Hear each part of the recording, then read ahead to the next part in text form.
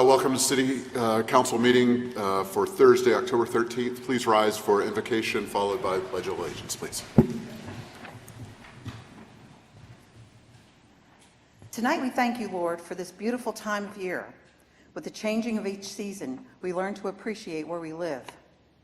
We appreciate the people who share their time to make our city fantastic. We appreciate everyone who works for our city. They make our city safer, cleaner, and beautiful. We appreciate and thank you, Lord, for giving us the strength and courage to guide us to make the right decisions for our city. But most of all, we thank you, Lord, for always being here. Amen. I pledge allegiance to the flag of the United States of America and to the republic for which it stands, one nation, under God, indivisible, with liberty and justice for all. Thank you.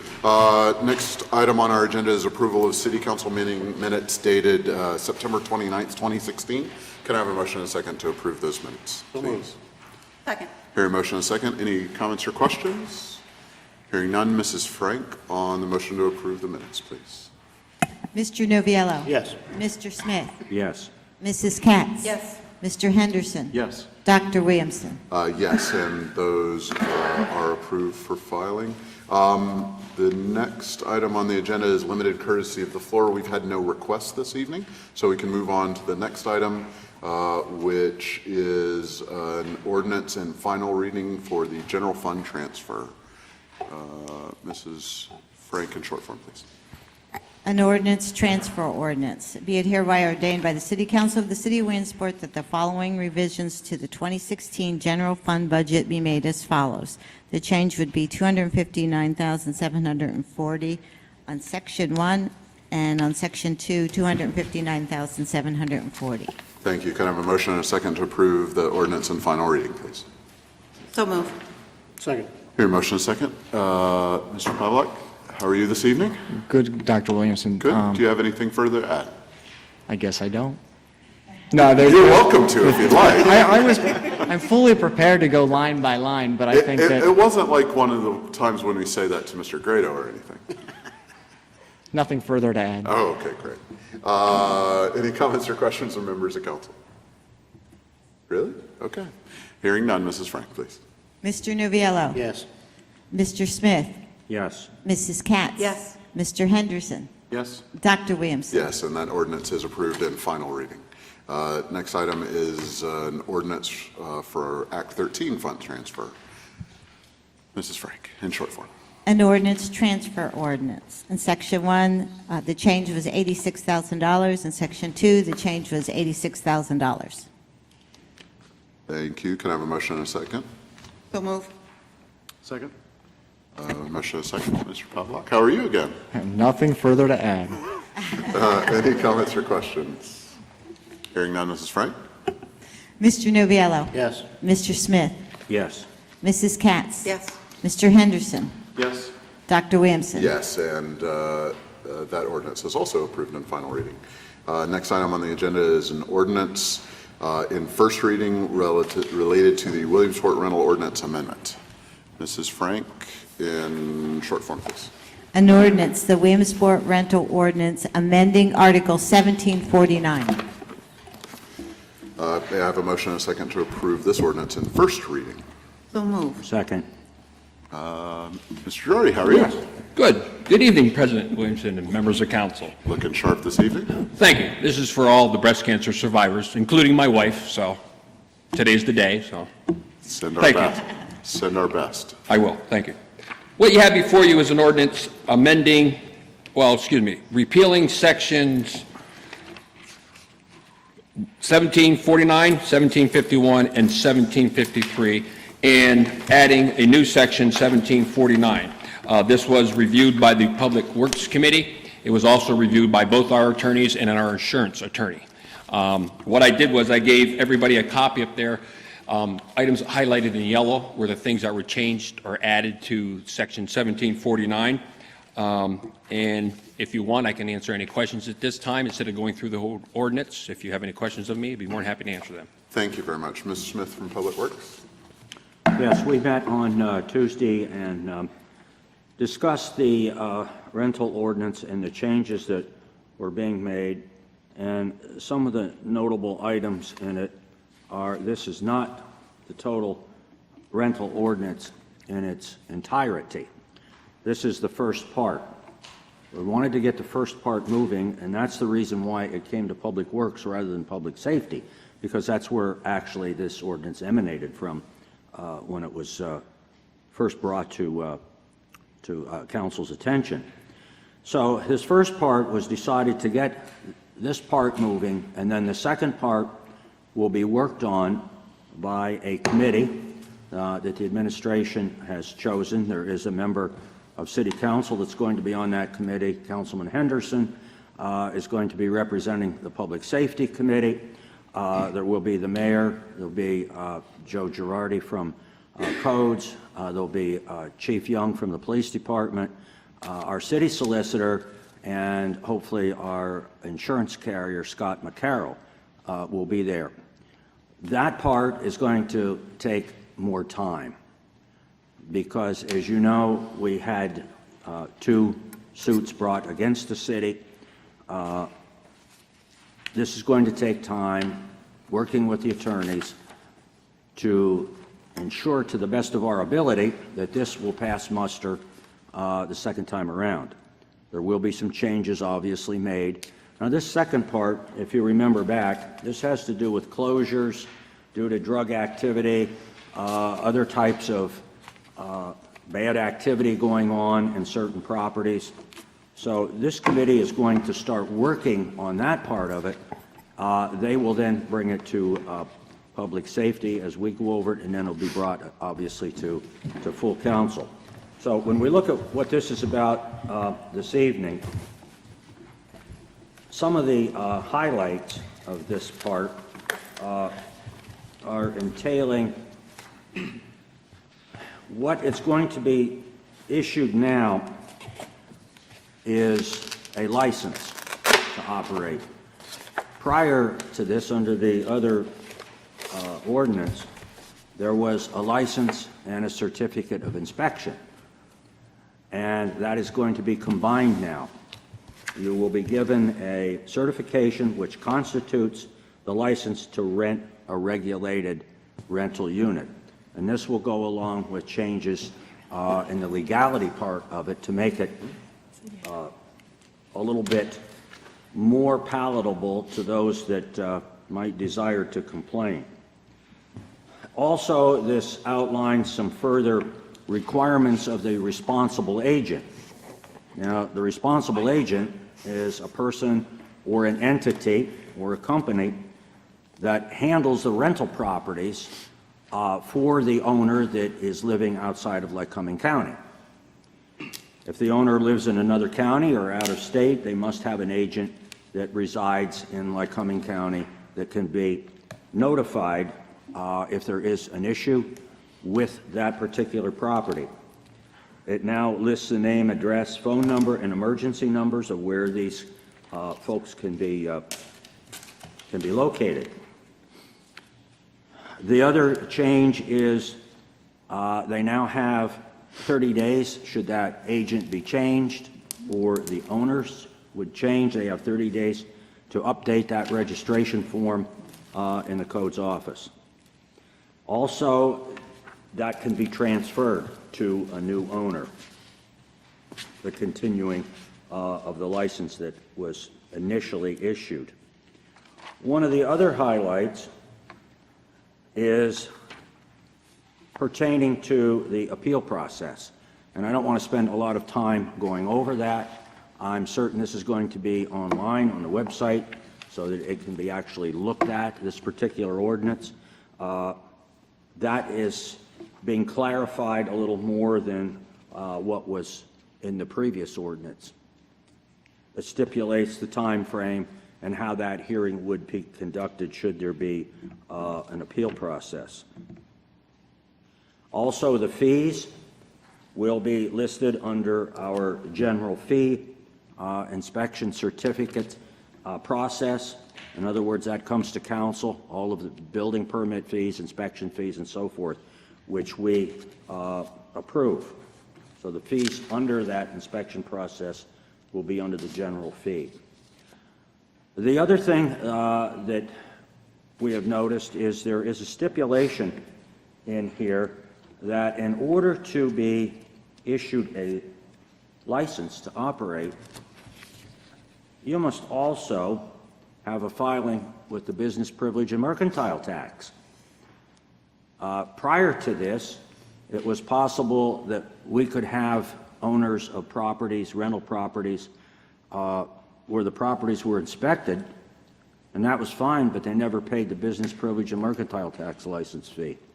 So this is now a way to ensure that those fees are paid, because I think as we go back in time, and correct me, Joe, if I'm wrong, but there were some of these people that were having rental units inspected, and we found out that we're not paying the business privilege tax. You are correct. So that's going to kind of close that loophole. Yes. So that we're going to be able to receive the funds that we should have, because as we know, there's a lot of good landlords in the city, and also those folks that live outside the city. They maintain the properties well, and they also pay the proper taxes that they're supposed to pay. So we should have a level playing field here. It should be a case where those folks are paying, so everyone else that is involved in this should be paying. And we've also seen prior in some rental properties where we knew that money was being paid, let's say, under the table for the rent, and it was not being reported properly. So here again, when Mr. Grimes sees these numbers, and he sees someone that had a 6-unit apartments and they report $5,000 in income last year, I think that's going to be a sign that something's wrong here, that it's not going to fly in the future. So that's one of the things that has been changed in this. We feel that this is a good ordinance that's coming forth. The administration did not want to put the continuing part, the nuisance part I call it, together with this. They wanted to start this right now as soon as it has second reading and goes through its time frame. Then that will give a little bit of time to be able to work on the second part of the ordinance. So after discussion, explanation from Joe, we voted to pass this with a positive recommendation to full council for the review. Thank you. Thank you. Comments or questions from other members of council? Mr. Noviello. Just to briefly reiterate that, I'm happy to know that sometime down the line, not too far down the line, I hope we will begin to factor in the remaining elements that we just heard about here. But Joe, since we have a viewing audience tonight, you recall that at our meeting we raised the issue to some extent about boarding houses and college dormitories and how this factors in, if in fact it factors in at all. Can you give us a kind of a brief rundown on those distinctions? Yes. A rental property is inspected once every 4 years, okay? And a rental property can be a multi-unit, several, 5, 6 units in a building, 1 unit or double. The rooming houses, student residence, and your student letters are also rental properties, but they get inspected yearly, okay? And there is, of course, a fee attached to those. So they do not actually get a rental inspection. They get a rental inspection yearly, I guess I should say it that way. So that's the difference between the two, between the 4 of them. And what if they have their own element that does some of those same types of things? Such as, I'm assuming without knowing that the colleges have somebody. Yes, there's certain entities such as the housing authorities and so forth who have their own inspection agencies or regulated by HUD and so forth. What they're required to do is they do not get inspected by us, but they are required to send those inspection forms into us to make sure they're inspecting the things that we look for, which they do, and then we keep that as record of the inspection. Okay. And should something arise in that circumstance, do we have any recourse as the city? We do, yes. They still fall under our jurisdiction. Okay, so if something was going on, overcrowded sanitation, issues with the exterior condition of the building, those kind of things, we get called out, we go out to do that inspection. Thank you. Yep. Thank you, Mr. President. Absolutely. Other comments or questions from members of council? Hearing none, Mrs. Franken, first reading, please. Ms. Mealy? Yes. Mr. Noviello, Yes. Mr. Smith, Yes. Mrs. Katz. Yes. Mr. Henderson, Yes. Dr. Williamson. Yes, and that ordinance is approved in first reading. Thank you, Mr. Drury. Next item on the agenda is a resolution for civil service rules and regulation changes. Mrs. Frank, please. Resolution, Fire Civil Service Rules and Regulation Changes. Be it hereby resolved that the City Council of the City of Williamsport authorizes the Williamsport Fire Civil Service Board to implement changes to the Fire Civil Service Rules and Regulations that were approved at the board's meeting on September 19th, 2016. These changes will become effective upon passage of this resolution. A complete copy of the Bureau of Fire Rules and Regulations are attached hereto. Thank you. Can I have a motion and a second to approve this resolution? So moved. Second. Hearing a motion and a second. Chief Heckman, how are you? Good. And yourself? Good. All right, Mr. President, thank you, members of council. Tonight, we bring to you the updated version of the Civil Service Rules and Regulations. A lot of countless hours and effort between Bureau of Fire Administration, the union, and civil service members. I want to thank them in particular for their time and getting involvement in this. The rules and regs needed updated, brought into at least the 2016 year to 17. To go through this would be all night long. So basic hit points was 20 pages on health alone, never changed. Where we did make some additional updates and kind of worked around was on the physical requirements to bring it into the union contract for examining, new guys coming on. Promotional scoring, we adjusted that for guys who want to move up through the ranks. So we took out some of the old practices, which were unbiased, unfair, and made it more even across the till. Basically, the harder you work, the better the outcome. So taking that into effect, we put in promotional and professional qualifications for the positions now. I believe heavily in credentialing. Makes you a better product, puts a better product in the street. And again, for those in the department that want to move up through the ranks, they're going to get professional qualifications. The union was behind this also. There were some questions that come up during it, but we worked through it. I'm proud to say that those guys really helped along with this process. And we actually added in a slot for lieutenants on the ranks to bring them back in. So down in the future, we want to visit that again.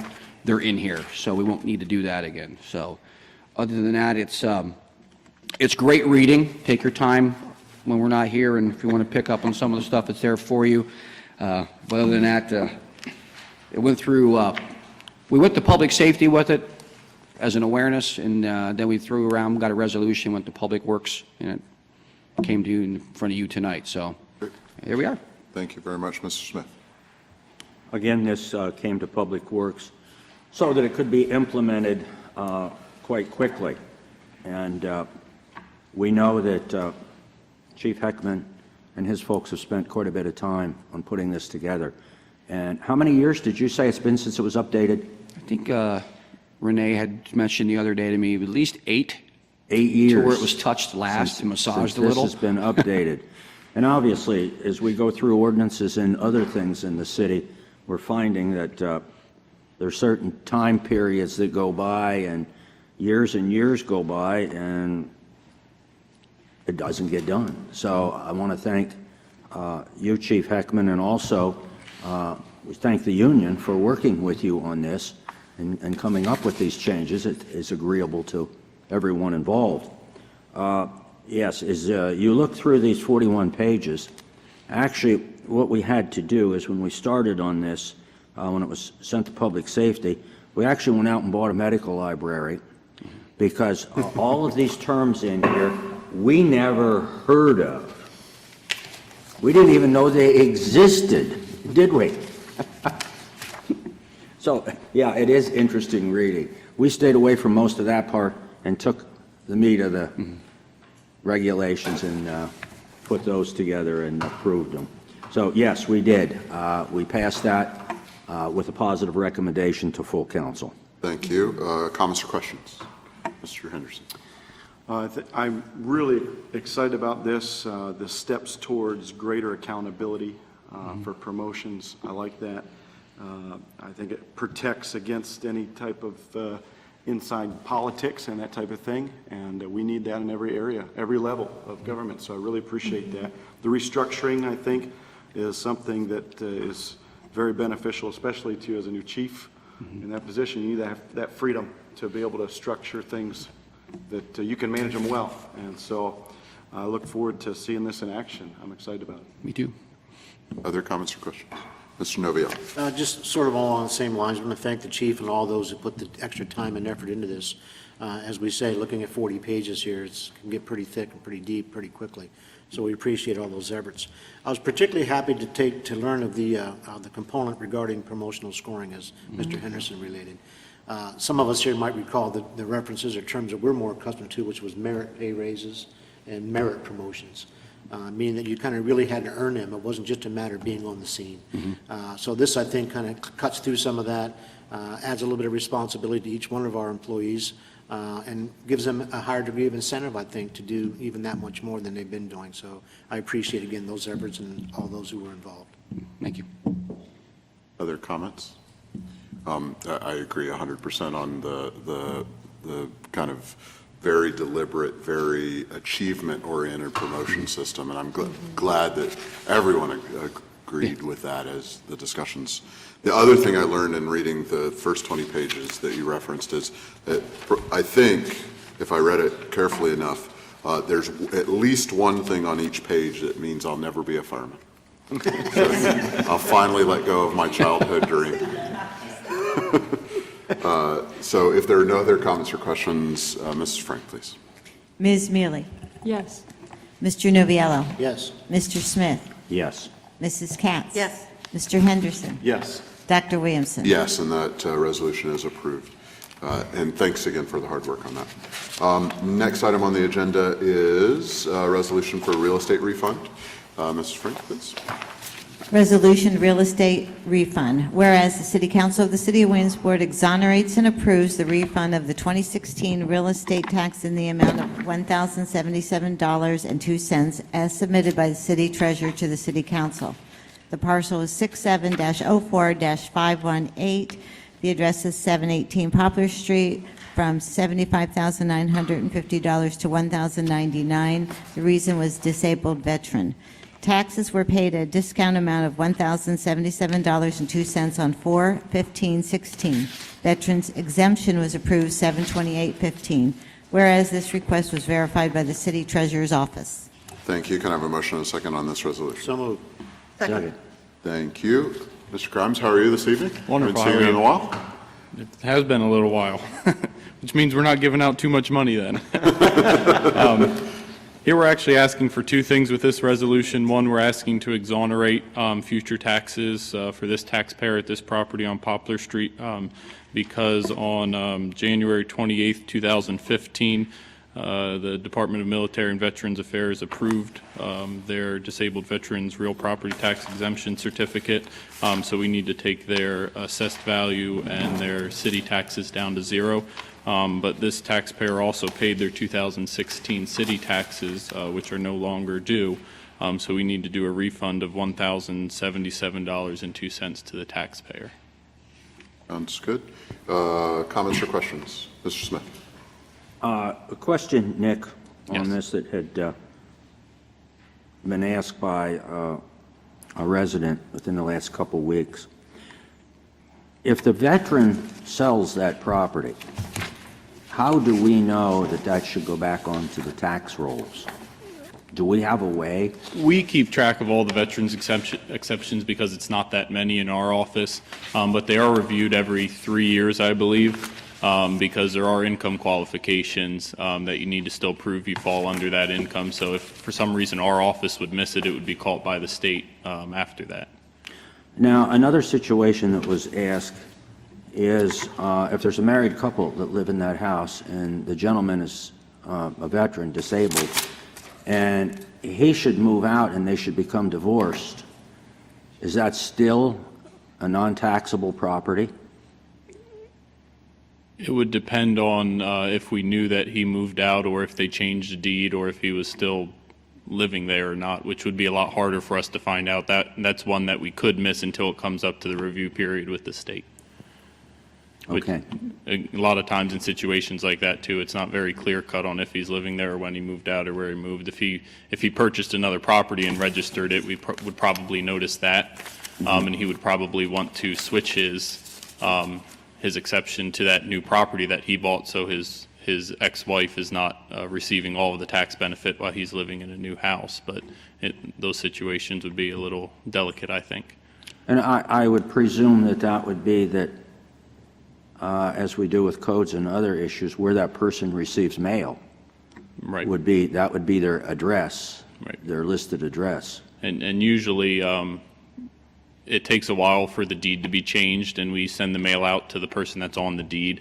And if the husband and wife who are separated were both on the deed, they would probably still deliver the mail there. It wouldn't be returned to us because one of the occupants are still living there.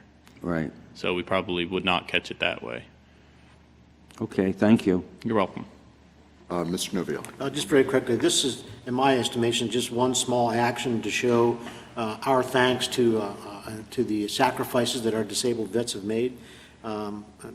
Probably not near enough, in my estimation, but at the same time, it is one step towards showing the value of that service. Sadly, I think we should be able to do more, but this is at least one action that we can take as this body. And thanks, Nick, for bringing these to our attention. Thank you, Mr. President. Absolutely. Any other comments or questions? Hearing none, Mrs. Frank? Ms. Mealy? Yes.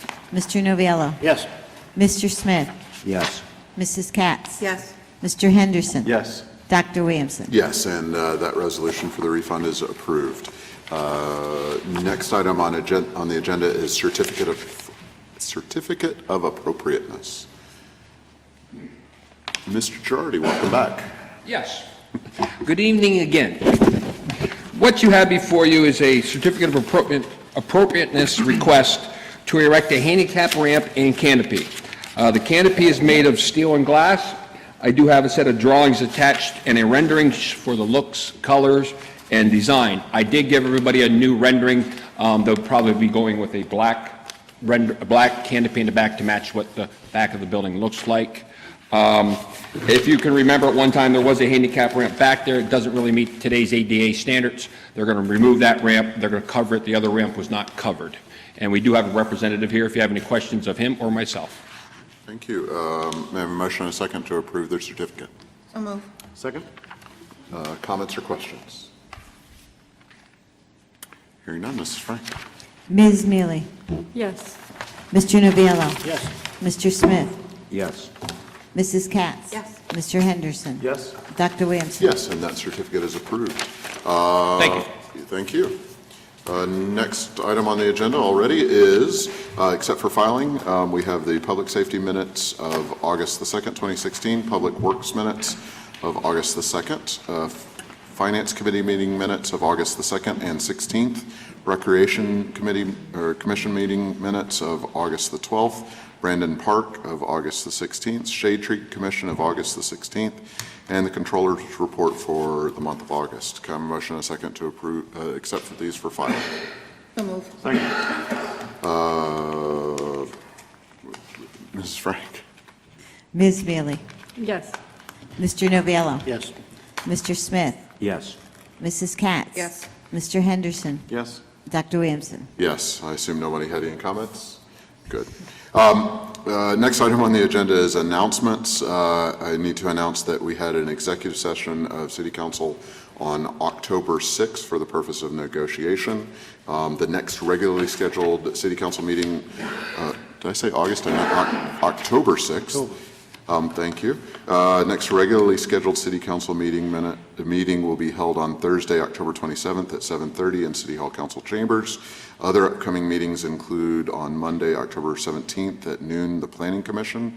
On Tuesday, October 18th at 10 a.m. is the Blighted Property Meeting. At 3:30 p.m. is ERC, and at 6:30 is HARB.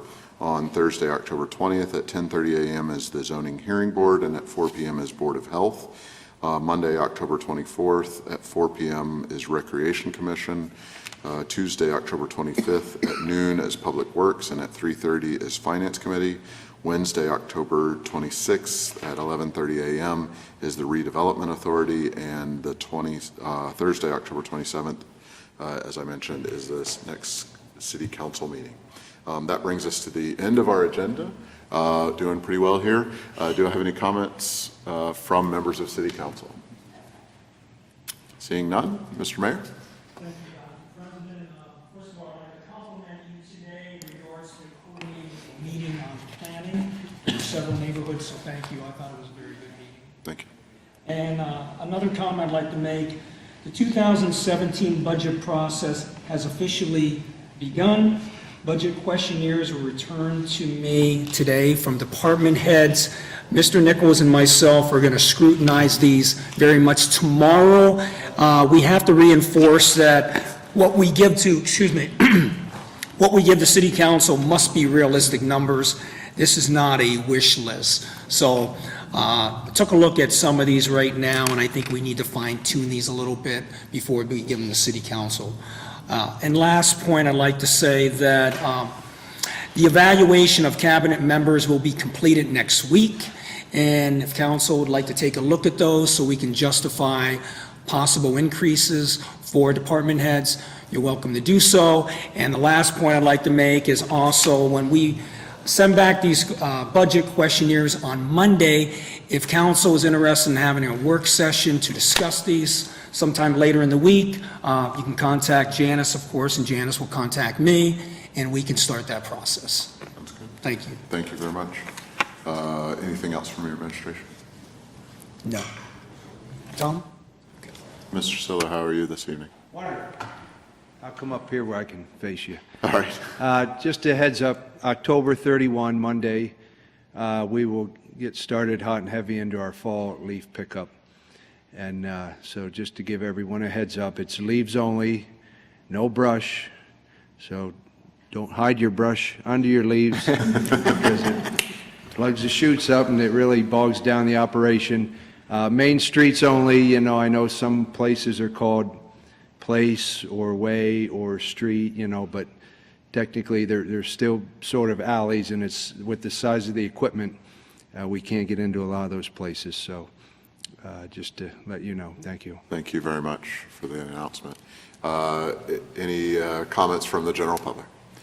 Mr. Miller, long time no see. Name and address, of course. Scott Miller, 822 Tucker Street. I'm going to go through a couple things real fast. I've lived here for over 10 years. 3 times I've reported parking meters taking my quarter. And not once have they found any fault with the parking meters. I just find it very petty and trifling. They think I'm going to walk 2 blocks to report a quarter being taken. They can't give me a token. But that does fall under the city because y'all authorize the parking authority. Codes and streets. One of the last times I was here, I brought up about my garage doors being written up. I've repaired them. But under codes, you're given a time limit. Now, I did get an extension, and I used the extension, got it all fixed up. But what about when I complain about deficiencies in the public infrastructure? Are y'all given a time limit? I don't think so. I'll point out, in 2011, the school district did safe walks to school reports. This is the one from Sheridan Elementary. They did it for every school. Exactly what did the city do to improve the safety and comply with federal and state law when it comes to it? Nothing. Nothing. So why should a citizen have to comply with the law when the government doesn't comply with the law? I find it very two-faced. The last thing I want to bring up is, with all the police lives matter, don't matter nonsense, I want to know, are we going to send our police for more additional training so that they can be the best police force in the country? Do we send them to shoot, don't shoot training programs? Do we send them to use of non-lethal force training programs? Do we send them to martial arts training so they don't have to shoot or use a taser? They could take them down using pressure points like they do teach a lot of the people in the military. I think that would be something that we should look into, is better police training so we can have the best police force possible. Thank you. Have a great evening, and happy Halloween, everybody. Thank you. If there are no other comments, I'll entertain a motion to adjourn. So move. Hear a motion and a second. All in favor? Aye.